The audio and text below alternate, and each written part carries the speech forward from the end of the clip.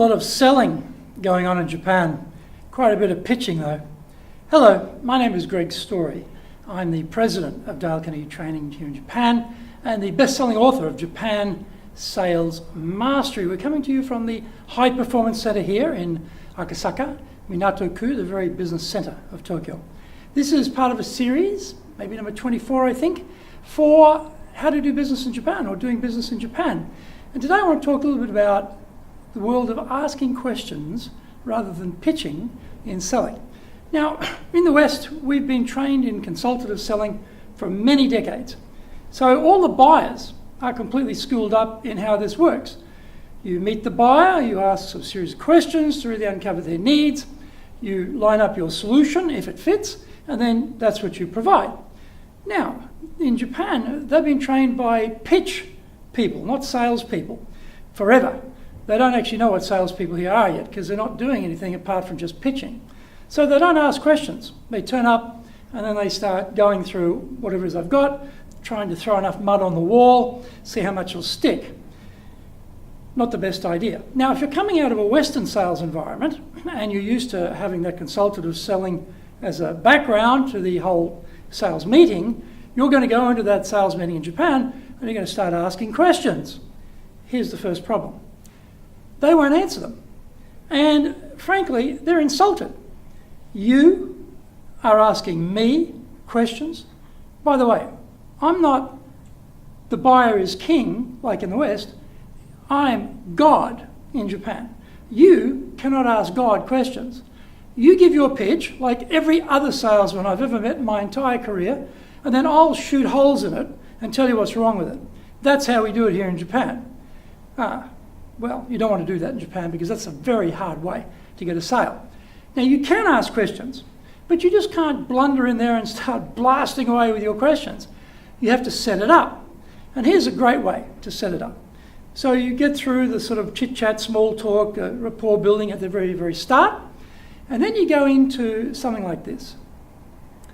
Dale Carnegie Training is a global soft skills training expert company. We help people develop in their careers and develop businesses and get the outcomes that they're after. An example of this would be XYZ Company, where we trained all of their hotel staff and they found that the client feedback really got a lift and the repeat bookings really improved. Maybe we could do the same for you. I'm not sure. But in order for me to understand whether that's possible or not, would you mind if I ask you a few questions? There is your request for permission to ask questions as opposed to just going straight into the questioning format. You set it up. Here's the structure. Overview of what you do. Okay, in this case, it was a hotel, trying to sell training to a hotel. So this is what we do. Here's an example, here's some evidence of someone else in your industry, your sector, maybe one of your competitors, where we've had success. Now, we don't say in a very, typical Western pushy format, we can definitely do that for you. We don't say that. We say maybe. Very soft. Maybe, because actually we don't know. Until we ask them a whole bunch of questions, we've got no idea, really, if what we've got is going to be suitable. Maybe we could do the same for you. I'm not sure. Of course you're not sure. You don't know yet. What do you know what they want?